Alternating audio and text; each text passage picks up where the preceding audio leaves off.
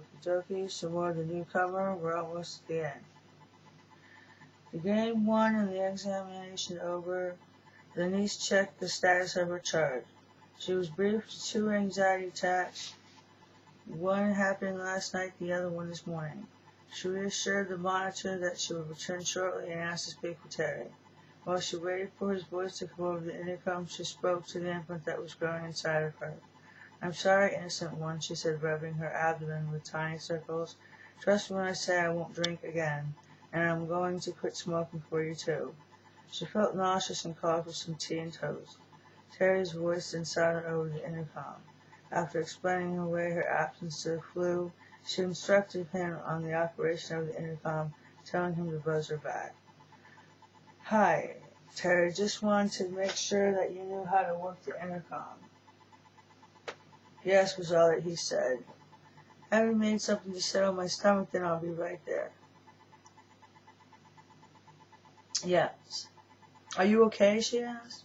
"Yes." "Are you mad at me?" "Yes." "I promise that I'll make that up to you," she pleaded. "Yes," was still his answer.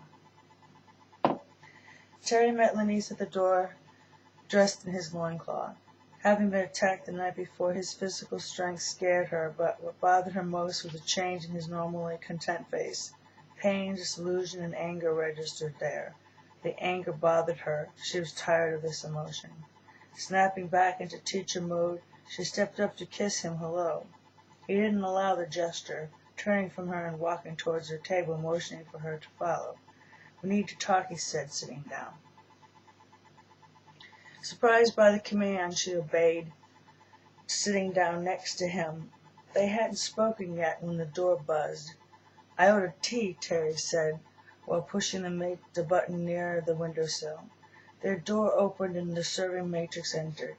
Because Lenise was still dumbfounded by Terry's actions, he instructed the serving matrix to set the tray on the table and ordered her to leave. Terry waited for Lenise to take his hint to serve the tea. While she arranged teacup, cups, cream, and sugar on the table, he began. "During your absence, I took command of the room. There is no button that I do not know for what or for how it does. For what it does." Listening while she poured their tea, she stopped pouring when she noted his tone. This wasn't the Terry she had left yesterday. She went back to being the hostess, offering the cream and sugar. He declined both with a grateful shake of his head and a dismissing no thank you wave of his hand. She felt comfortable with his actions, as if they'd known each other for years and had known each other's body language long enough not to be offended. "There are many things that you have taught me," she said. "There are many things that I've taught myself. I am used to being alone and used to keeping myself busy. Your company has been good. Your absence has been good." He let that sink in, appreciating her calm exterior. Smiling to himself for her reaction, he felt grateful for the control that she allowed, trying to restrain the irritation that arose by the fact that she had to allow him his explanation. It didn't work. He closed his eyes to control his breathing until the storm vaporized. Taking a sip from his tea to remember where in the rehearsed conversation he was, he continued his monologue while Lenise listened. "When it got dark, I knew that you would not be returning last night." Knowing the caution that filled Lenise's eyes, he cut her off before she spoke. "We will finish our tea, then go for a walk." When his cup was empty, he rose from the table to find his robe.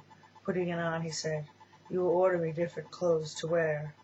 Unnerved by the intonation, too shattered to care, she let the demand pass.